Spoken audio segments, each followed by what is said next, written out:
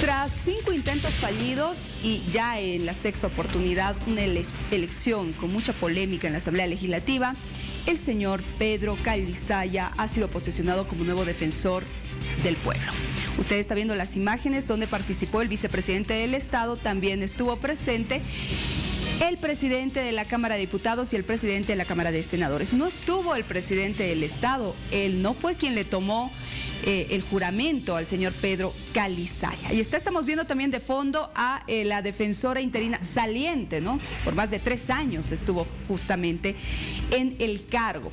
Ahora, ¿qué propone el señor Pedro Calizaya? Él dice, vamos a hacer una reestructuración dentro de la Defensoría, tenemos que hacer varios ajustes. No ha descartado realizar una auditoría a la gestión de la señora Cruz.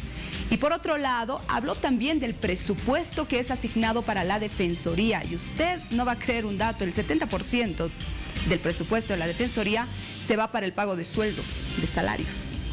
En breve vamos a estar hablando y ampliando esta información. Vamos a hablar acerca del defensor del pueblo. ¿Tú lo conoces? ¿Sabes quién es? ¿Quieres conocer más detalles? De nombre y alguna referencia por ahí. Claro, y fotografías que hemos visto en los medios, ¿no? Bueno, nació en La Paz, sí, el 10 de octubre de 1966.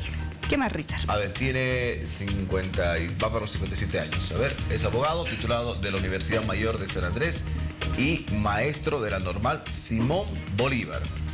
Es abogado. Bien. Máster en Derecho Constitucional. ¿Qué tal? Bien, tiene maestrías. Preparado, especializado en Derecho Procesal Penal y Derechos Humanos. Te doy un dato más. El señor Pedro Calizaya ha trabajado 12 años en la Defensoría del Pueblo, ¿no? Eso es lo que ha señalado también en diferentes contactos que tuvo con la prensa. Ahora, han habido 5 intentos fallidos. Tú recordarás que incluso bromeábamos y decíamos, ¿el defensor para cuándo? Porque no había defensor, no podían elegir al defensor. Muchas complicaciones. Bueno, ahora, ¿cómo se lo elige ahora? Porque por fin ya tenemos defensor. Sí, en una... Con cuestionamientos. Sí. Exacto, en una sesión bastante polémica con la ausencia de 34 asambleístas justo de oposición, pidieron permiso. Se habla de que ha sido una estrategia política, que no es la primera vez que sucede. Sin embargo, hay varios cuestionamientos. Esto coincidió también con el aniversario de Santa Cruz. Exacto, porque se pidió permiso. No sé, puede ser coincidencia. Se me están viniendo a la cabeza. Exacto. Algunos asambleístas incluso que decían por ahí, sacaron algunas fotografías en el concierto. De Daddy Yankee. Así es. No te puedo creer. Bueno. Otros que estaban en entregas de obras, bueno, participando de estas entregas más bien, socializando leyes, pidieron permiso e incluso uno de ellos decía, pero es que viernes no estamos acostumbrados a sesionar. Bueno, ¿qué dice la norma? Esto es de extrema urgencia, además. Claro, la elección la norma lo que señala concretamente es que las sesiones se pueden realizar de lunes a viernes, incluidos los fines de semana de ser necesario. Entonces, bueno, había la urgencia. O sea, no había la costumbre, podemos decir. No es que los viernes no se sesionan. No estábamos acostumbrados a sesionar los viernes. Bueno, pero se puede sesionar cualquier día. Este es el momento de la posesión. De fondo vemos a la señora Nadia Cruz, quien es la defensora interina, ojo, saliente. No. Ahora, el día de ayer estuvo con nosotros en una entrevista, fue la primera que dio incluso a los medios de comunicación en nuestro noticiero, y conversó con John, con Miriam. ¿Y qué fue lo que dijo? ¿Quieres escuchar? A ver, veamos. Nosotros hemos ingresado a una convocatoria, nos hemos postulado a la convocatoria con el ánimo de aportar en la defensa de los derechos humanos, y bueno, nos hemos sometido a todo el proceso mismo, a las diferentes etapas que tiene este proceso de acuerdo con la convocatoria, y hemos esperado a que la Asamblea Legislativa, que es el órgano competente para tomar una decisión, justamente pueda designar al defensor o la defensora del pueblo. Se ha manejado en el transcurso de la convocatoria múltiples opiniones que de repente son injustas, no solamente con relación a mi persona, sino a la generalidad de los candidatos o postulantes más bien a este cargo de la Defensoría del Pueblo. Yo creo que más allá del etiquetamiento que se pueda hacer a una persona o al suscrito, es importante entender que la institución se construye con la gestión, y esa gestión es la que le va a dar identidad a la misma, ¿no?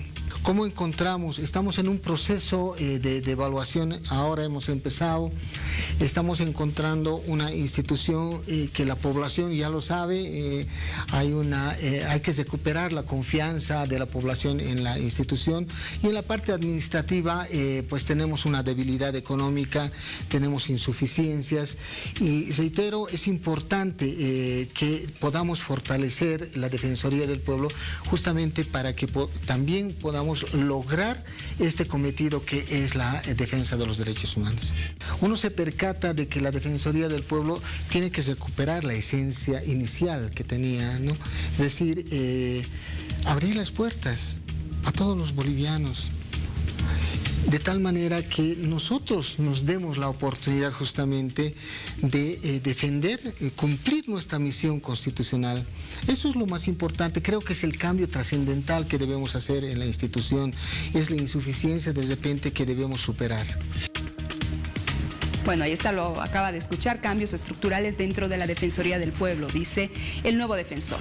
Pero recordemos de que algunos asambleístas de oposición han señalado que la primera tarea del señor Pedro Calizaya va a ser la investigación, defender los derechos a quienes han denominado como víctimas del caso terrorismo.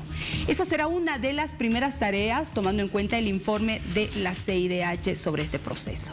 ¿Qué dijo en referencia a eso el nuevo defensor? Escuche. A ver, esto es bueno explicarlo con alguna precisión a la población.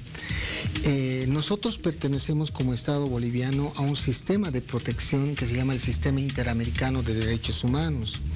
Y hay un procedimiento por el cual las personas que se consideran víctimas de la vulneración de derechos humanos por parte de un Estado, presenten una denuncia ante la Comisión Interamericana de Derechos Humanos.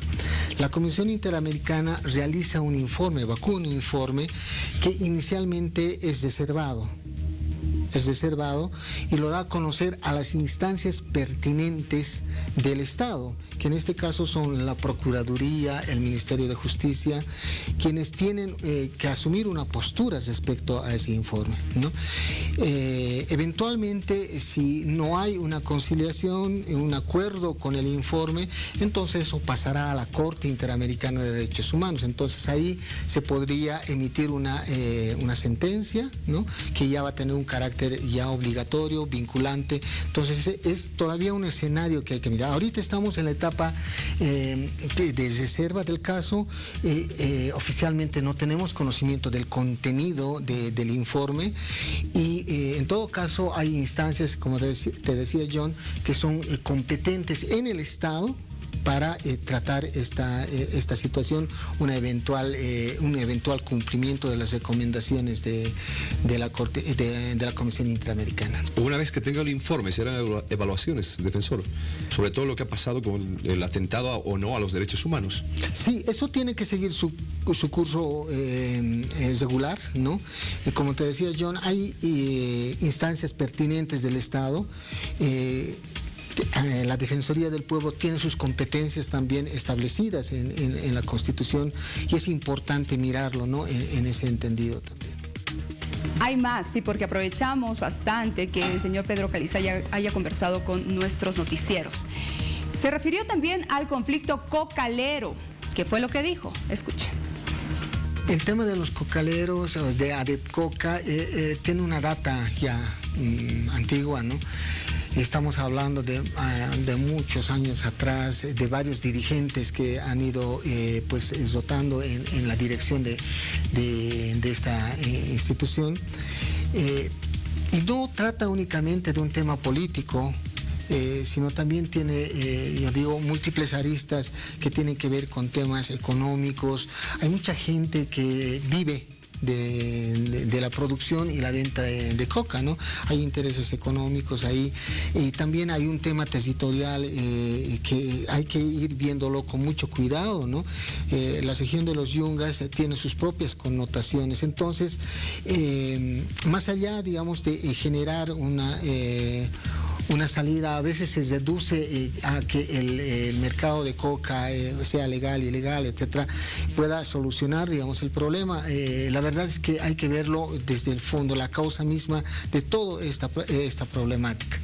Sin embargo, en la emergencia, en la urgencia de la temática, del problema, del conflicto, para nosotros es importante que no se vulneren los derechos humanos. Eso es lo más importante, porque fíjate, John, en los últimos acontecimientos de hace algunas semanas, hemos visto prácticamente degradar al ser humano. Hemos visto cómo los seres humanos han sido pues reducidos a simplemente a cosas, ¿no? No hay un respeto básico.